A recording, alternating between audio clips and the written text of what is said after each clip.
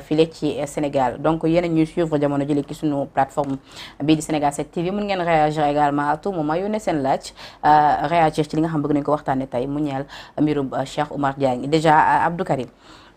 Cheikh Oumar Diagne. lan lay représenter pour yow. bon Cheikh Oumar Diagne li muy représenter pour man bari na. déjà bu dee ci nit déjà sénégalais la. nekk koo xamante ni c'est-à-dire waxuma sax relation nii sax ay relation mu xam ma xam ko mu nekk koo xam dañoo bokk pas-pas sax dépassé na loolu. mais déjà ñun dañu nekk ay nit yoo xamante ni sénégalais bu am problème ak foo mën a nekk. ñun loolu histoire maanaam wane nañ ko ba tàyyi que ñun dañ la war a taxaw waxatuma naa koo xamante ni ñoo bokk lu ñu gëm ba pare mu nekk jullit. suñu frère musulman ba pare ñu bokk lu ñuy xeex. bokk ànd sàmm jikko yi bokk yu bari yoo xam ñoo koy xeex. koo xamante ni sax sa frère la. ngeen bokk ndey ak baay su defee crime wala mu def délit bu mag sax yoon teg ko loxo. da nga ko war a jàppale dem soulager ko ne ko yaa tooñ kërëb du da ngay tëdd kaso temps. waxatuma naa koo xamante ni yéen a bokk li ngeen di xeex te li ngeen di xeex ci loolu lañ ko topp teg ko loxo. donc kon Cheikh Oumar Diagne li muy représenté pour man pour man Cheikh Oumar Diagne référence la quoi pour man koo xam ni bokk na ci ku may jàng ci moom lu bari mu nekk nit koo xam ni nit ku kawe la si man Cheikh Oumar Diagne. waaw parce que lu bëri lu ñu xam ci xeex bi moom bokk na ci ñu ci wombat. d'accord pour en revenir au fait Cheikh Oumar ginnaaw ba nga décrire ni ku mu doon pour yow. moom yan propos de tenir lan la wax ba tax tey jii yoon dal ci kawam ba jamono jëlee mu nekk en garde à vue. non Cheikh Oumar Diagne dafa wax PGA. xam nga ànd sàmm jikko yi dañuy defoon proposition de loi pour dugal ko Assemblée nationale. alors bi ñu dugalee proposition de loi bi Assemblée nationale. député yi ñëpp yëg nañu soit bi député yi ne assemblée du yàgg plénière. nous sommes d'accord. am ci benn nombre de députés boo xamante ni ñoom dañuy def lu tout ba wane seen ñoom ñoo nekkoon ci bureau bi. xam nga voté que affaire bi du yàgg plénière. déjà loolu rek moom xam nga loolu du démocratie kenn xamul lan la loolu. loi boo xam ne du yàgg plénière. alors si biir loolu alors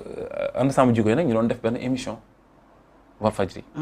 alors Cheikh Oumar Diagne daal di dévoilé foofu wax fa benn programme wax fa loo xam ni ñun xamuñu ko woon man de xamuñu ko woon. mu wax PGA. indi PGA wax lan mooy PGA. ne PGA ça a été créé par ay lobby homosexuels francs-maçons ñoo ko créé. mu ne loolu PGA dañuy wax ne liberté la ñuy xeex démocratie mais ci biir loolu dañu ci dugal seen programme homosexualité LGBT. le PGA nag programme bi ni muy demee mooy dans tous les pays yi nga xam ñoo bokk ci PGA seen parlement yi ñoo siy bokk seen parlement yi dafa ay députés yi ñu fay tànn yoo xam ñoom ñooy bokk nekk membre PGA. léegi li ñuy jël ñoom ci PGA pour indi ko di dem ay forum fu nekk mooy naka la ñuy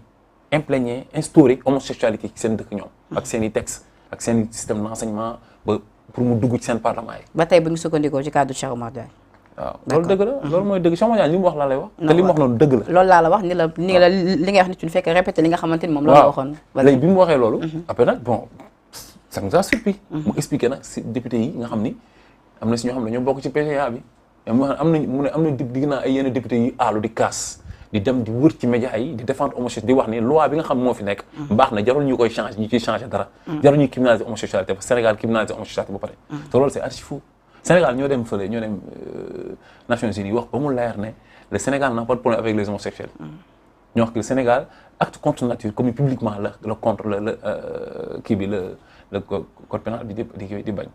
donc ñoom loolu la ñu wax léegi bi ñu waxee loolu leeral Sénégal yi ne leen leeral tubaab yi ne leen Sénégal amul problème mu góor jigéen ñun amuñ problème loolu nag député yi di taxaw bëgg ñu gëmloo ni loi bi nga xam ne moom la Sénégal di wax ne amul problème mu góor jigéen loi boobu ci affaire góor jigéen lay wax doy na acte contre nature ñi doon def média di wër di def promotion loolu nag Cheikh Oumar Diagne ñoom mbaa bokkuñ ci PGA bi mais dégg naa benn mbaam bu tudd waar bu sant waar xam nga di ŋaax naan mais est-ce que mbaa bokkul PGA léegi loolu nag moo indi wax bi quoi te nag Djibril War dugg si émission bi saaga attaqué ko wax lu nekk quoi léegi ñoom PGA bi leen déranger en réalité mooy PGA bi promotion bi nga xamante ni au fait man ni Cheikh Oumar Diagne divulgué ni mu indee information yi xam nga jël génne ko publiquement leeral Sénégal yu bari ñoo xamuñ ko Sénégal day dem di que ñun suñuy ndaw yi réew suñuy pencu ndaw yi réew suñuy député yor suñu baat ñoo ni fay dañuy dem di signer ay convention dem ci ay forum yoo xam ne ñu duñ ko yëg ci loo xam ne bu jotewul dara ak li tax ñun ñu teg leen ci Assemblée nationale parce que du suñuy valeur du suñuy dara d'accord loolu nag moo indi coow li te loolee ci ab plateau télé la yëkkate woon yooyu kàddu donc mu expliqué ñëwaat nga léegi ci lépp lu nga xamante ni moom Cheikh Oumar waxoon na ko. donc sànq bi ma la laajee sa taxawaay ci nitu dëgg ak idéologie nitu dëgg danga ma xamal ni yéen lépp luy dëgg rek moo leen tax a jóg. kon yow tey ji Karim Gueye jàpp nga ni Cheikh Oumar doonte ni sa xarit la doonte ni sa mentor la mun naa ko tuddee noonu ndax wax nga léegi nit la bu nga xam ne danga ko voué benn respect total. kon jàpp nga ni tey jii même su fekkee ni évoqué ne lu nga xamante ni lu nekk la peut-être gëstu na ko ba am ci certitude parce que je pense pas que dina wax loo xamante ne amu ci preuve ci réew mi ñu toll nii. kon en tant que yow nitu dëgg bi nga xam moom ngay promouvoir jàppoo ni un tout petit peu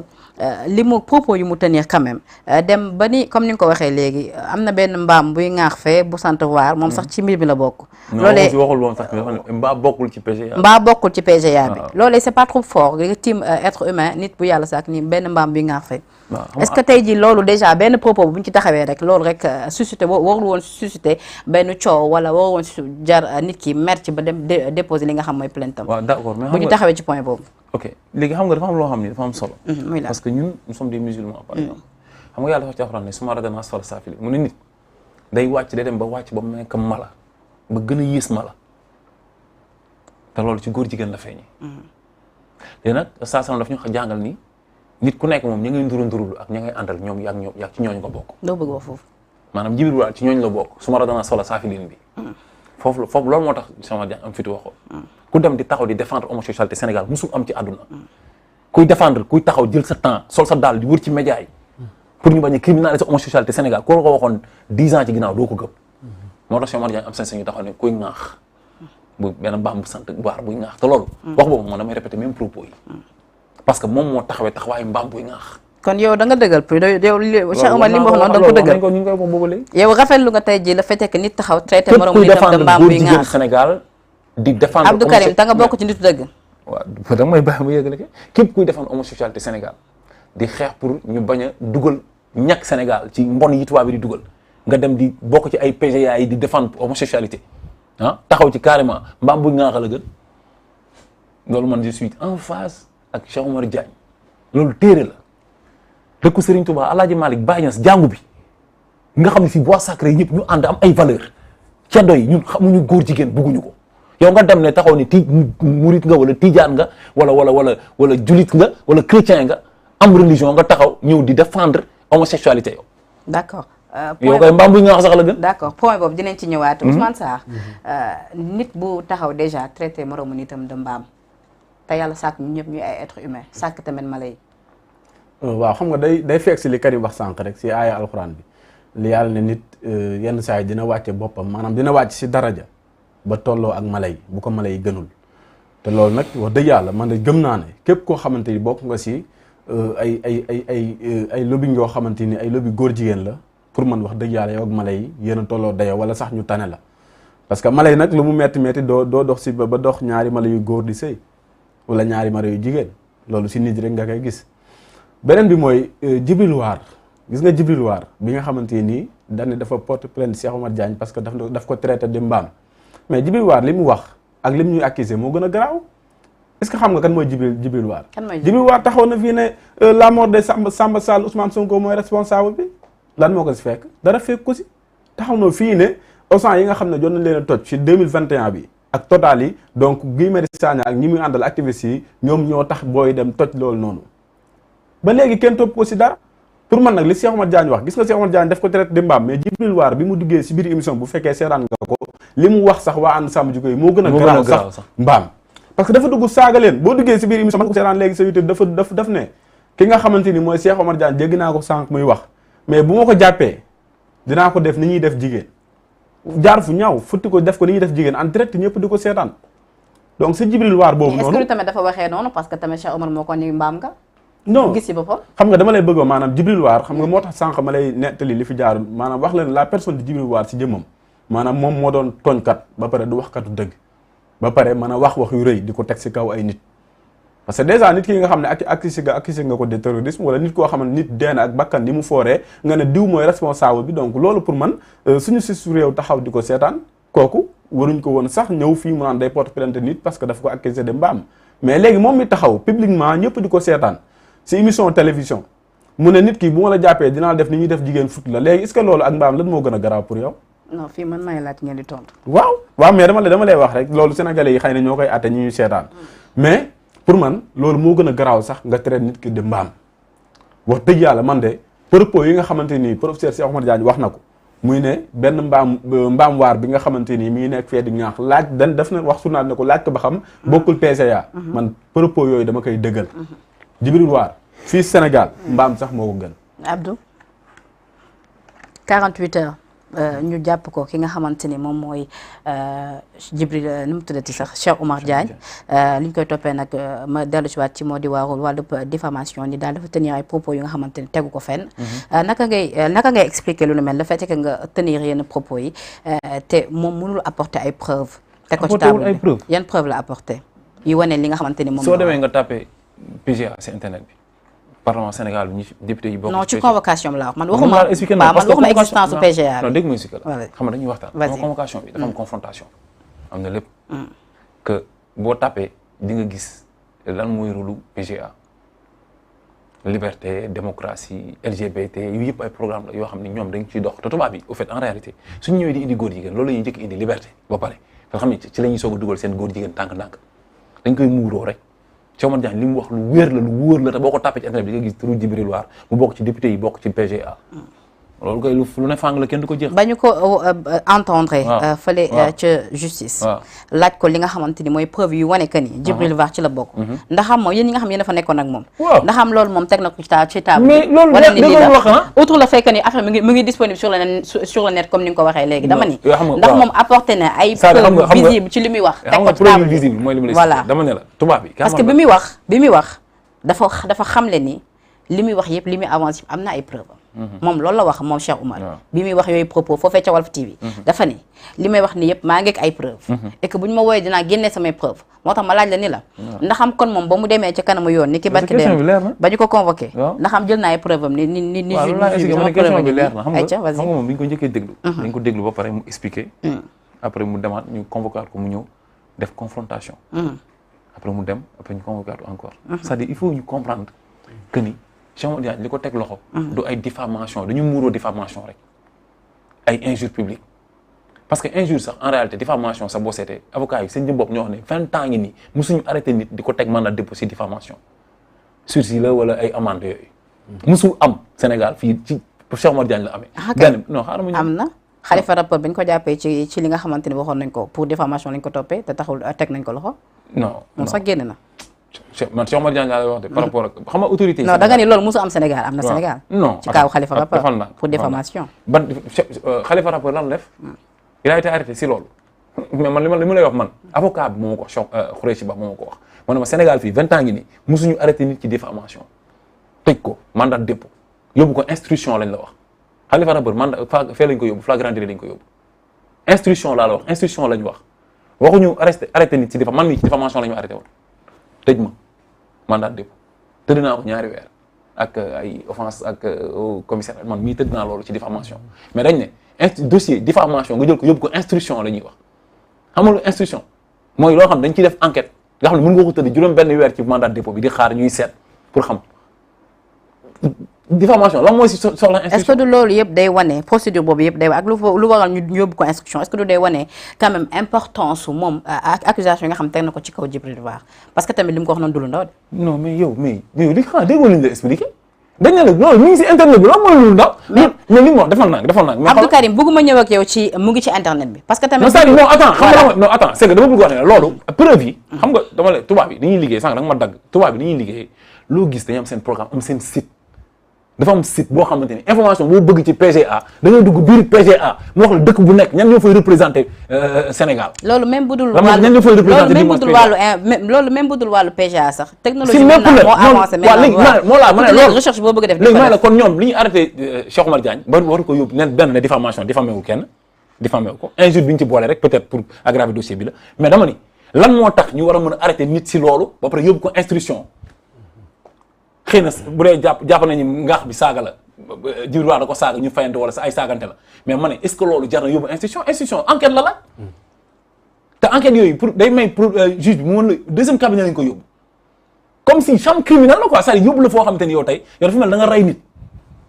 mais attends c'est loolu laa lay wax tey moo tax may la problème bi Cheikh Omar Diagne am ak du affaire Djibril War sax Cheikh Omar Diagne dafa am problème ak homosexuels yi dafa am problème ak franc-maçon yi parce que dafa gëstu am xam-xam nekk di xeex xam li muy xeex di xeex carrément te ñun li ñuy xeex te yu bëri ba Cheikh Omar Diagne daf ci am maîtrise carrément léegi nag ñoom il les dérange parce que élection législative yaa ngi ñëw déclaré na ne moom day dem fa am listam day dem président day dem législatif loolu yëpp la def quoi tu vois ce que je veux dire léegi loolu mu def noonu nag bokk na si liy déranger état du Sénégal Djibril War Macky Sall moo ne ko demal nga porter plainte gii mais tamit Abdou Karim waaw jàppoo ni tamit yomb na torop nag li ngeen di wax nii bu la neexee yéen activistes yi yomb na torop tey ci nga toog ci télé wax lu nga xamante ni ba ngay wax président Macky Sall fekkeewul ba ngay def président Macky Sall fekkeewul ngeen bàyyi nag ba ñu yoon teg leen loxo après ngeen ni président Macky Sall moo nekk derrière jàpp ngeen ni président Macky Sall moom am na jotu moom tout le temps rek lu ngeen wax rek mu nekk derrière pour jàpp leen tëj mais dafa am na justice bi doxee. ayca explique-toi xam nga d'abord la personne de Cheikh Omar Diagne boo déggee yenn saa yi ñu naan la Cheikh Omar Diagne du diffamation lañ ko tëjee wala moom ak Djibril War Cheikh Omar Diagne en fait dafa am problème ak état du Sénégal am problème ak góor jigéen yi am problème ak franc-maçon yi Cheikh Omar Diagne boo xoolee depuis que mu déclaré ne moom day nekk candidat ci élection législative yi ñu jëm boo xoolee sax en fait suur bi nga xamante ni suur boobu noonu lañ ko place sous mandat de dépôt suur boobu la annoncé woon na day def déclaration pour candidature am ci élection législative yi parce que xam nañu ne ku mel ni Cheikh Omar Diagne gis nga bu xasee ba dem assemblée nationale man bokk li ma ko xamal ak li ma wax bokk na si li nga xamante ni loolu moo ko gën a yitteel muy fexe ba xeex góor jigéen ñi fii Sénégal léegi ku mel noonu nag bu fekkee dañu ko place sous mandat de dépôt ndax diffamation boo déggee ñu ne la du problème de Djibril War parce que état du Sénégal la parce que dañu xam ne si su Sénégal di doxee mooy que ne képp koo xamante ni sonal nga état du Sénégal wala sonal nga Macky Sall dañu gis ne yenn problème yu ndaw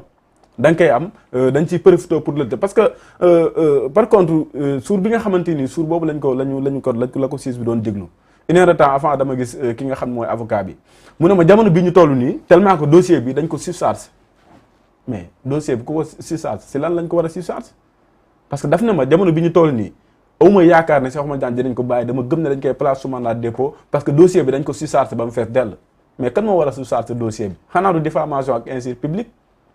koo xamante yow sa avocat sax avant mu lay diglu xam na ne yow mii dañ lay placer sous mandat de dépôt en fait problème bi foofu la gis nga ko la bu ñuy manipuler opinion bi naa ne la ay diffamation injure Cheikh Omar Diagne ay waxam dafa rëy li muy wax tarixa yi li muy wax non problème bi du foofu ay waxam dafa rëy nag Cheikh Omar problème Diagne du xam nga rek lay wax man murid laa Touba laa dëkk Serigne Touba rek laa yaakaaruma keneen waaye fi ñu bëgg a yóbbu débat bi que ne ay débat affaire u tarixa la débat bi du foofu man par contre man bi may jàppale Cheikh Omar Diagne ñu bëri dañ naan ma yow ki nga xamante nii day saaga Serigne Touba xoolal wax yu rëy yooyu nga koy jàppale tellement que ñoom ñiy wax loolu sax xamuñu dëgg-dëgg lan moo waral dossier bi parce que dafa am ñuy def manipulation boobu noonu pour def ko moo tax man toujours ku ma si wax rek sama mbokk murid du ma nangu ñoom it ñu tàbbi si pièce boobu noonu gars yi bëgg leen tabal Cheikh Omar Diagne dafa doon nit koo xam ne nit ko am importance si xeexu góor jigéen ñi fii Sénégal wala bokk na sax ñi gën a am importance si ànd sàmm jikko yeeg fépp foo xamante nit koo xamante ni yaa ngi jug pour xeex góor jigéen Cheikh Omar Diagne jàpp naa ne mooy la première personne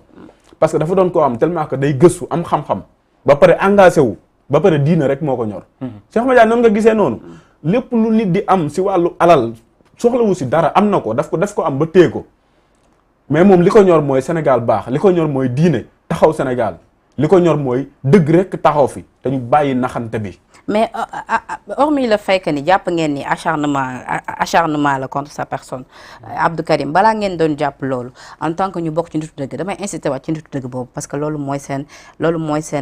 objectif da ngeen di promouvoir li dëgg. kon dëgg fu mu leen fekk rek fa la leen war a bàyyi même su fekkee ni sax ku bokk si yéen la. ci lu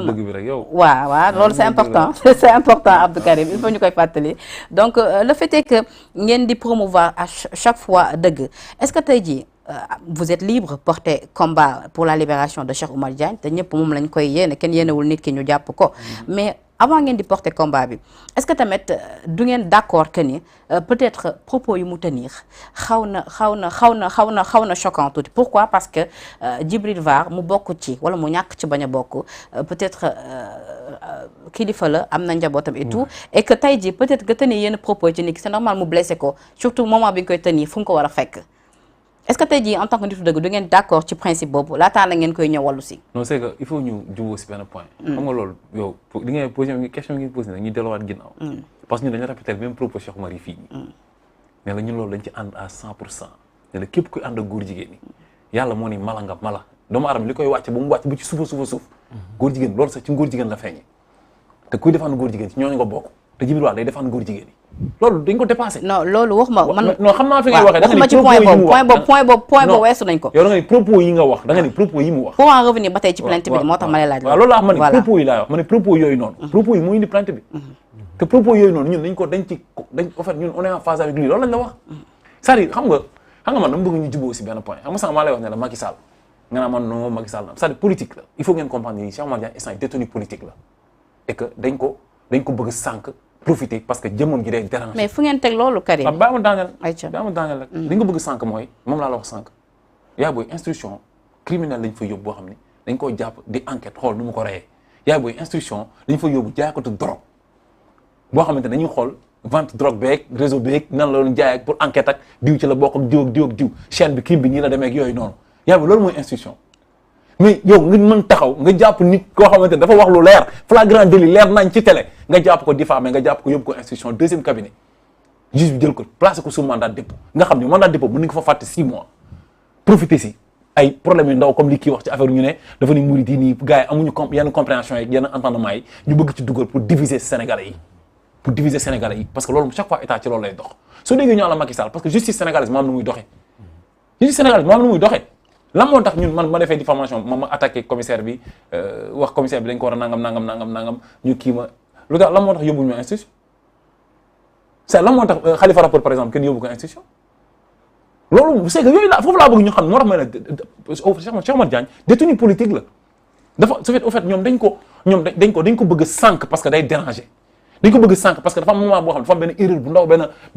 malentendu ak benn communauté bu ndaw benn certain sax laay wax ñu gars yi comprendre ñu nekk incompris moom ñu profiter si nag. xam nga Karim lu tax ma revenir ci point boobu c'est parce que sànq ci sa wax da nga ko wax avec légèreté jàpp ni peut-être moom propos yu mu tenir jarul woon ay plainte ak yu ni mel parce que yow da nga dëggal ni moom Cheikh Oumar ni mu taxé ki nga xamante ni mooy Djibril War yow sa bopp bu doom yow noonu nga koy taxé naa ko voilà kon xam nga da nga ko jël avec légèreté ma foofu ma ñëw ak yow ci ni ki nga xamante ni dafa toog këram di seetaan am na droit tey ji bu ñu ko waxee lu nga xamante ni jàpp na lii war ñu ko wax mais mu dem ci yoon kon pourquoi yow loolu door ko jël avec légèreté non attends sunu dëkk Sénégal ñun ñu moom sunu dëkk ñun ñëpp nekk ay sénégalais ñu jël Djibril War ñun le peuple sénégalais fal ko mu nekk député Sénégal ñu jox ko 1 million et quelque comme salaire jox ko 4x4 jox ko essence jox ko passeport diplomatique jox ko carburant mu dem di défendre góor jigéen ñi ci dëkk boo xamante ni 100% homophobe la dëkku valeur ci catholique ak musulman ak whatever loolu lan moo gën a garaaw loolu lan moo tax nga bëgg a gis ni ay li ko Cheikh Oumar Diagne nga bàyyi fi lu gën a garaaw délit boobu noonu haute trahison mënul weesu loolu dëkku Serigne Touba dëkku Baye Niass Alaaji Malick jàngu bi catholique yi nga taxaw di défendre góor jigéen dafa taxaw di saaga waa ensemble jikko yi naan waa ensemble jikko yi daf ci am ñoo xam dafa mel ne ñoom bi ñuy xale dañuy abusé woon ci affaire góor jigéen si ñoom quoi moo tax ñu am problème ak góor jigéen yi quoi que ñoom amuñu problème ak góor jigéen yi mais góor jigéen yàlla moom ak ñoom problème te ñun ay nous sommes des musulmans nous sommes des croyants donc kon mënuñu comprendre li muy def lan la te li mu boole li mu impolitesse bi ñuy pousse bëgg pour Cheikh Oumar Diagne ci Djibril War la nekk. ci naka. parce que au fait responsabilité yi nekk si moom nekkul ci Cheikh Oumar Diagne responsabilité yi nekk ci Djibril War ak fi muy toog ci parlement bi nekkul ci Cheikh Oumar Diagne alors loolu moo tax ñun ñu bëgg Sénégalais yi xam ni. Cheikh Oumar Diagne li ñu koy jàppalee li ñuy xeex mooy parce que affaire Sénégalais yëpp la franc-maçon yi la amal affaire Macky Sall sax la amal affaire en réalité parce que élection législative yi di ñëw. mooy seen problème parce que ñoom Macky Sall moo wax ci laamenu boobu ne élection locale yi affaire homosexuelle yi gars yi doon def débat naan ñoom dañoo proposition de loi bi dañ ko rejeté yooyu noonu loolu moo tax ñu gagné leen ci locale yi législative yi di ñëw nag seen programme mooy dañu bëgg képp kuy wax waxu góor jigéen nga noppi ko. kon daal dafa bëgg anticiper sur la chose. ci loolu la nekk di def léegi li mu bëgg mooy débat wu góor jigéen bi ñu bañ ko campagne noppi parce que moo leen yàqal ci locale yi te législative lay gën a metti parce que législatif parlement bi foofu noonu dafa war a nekkal askan yi fa la ñuy defee ay loi législatif dafa pouvoir la moo yor réew ci la ñuy defar ay textes yu doxal réew ay loi mooy doxal dëkk donc loolu mooy problème bi léegi fi mu doon nag moom xam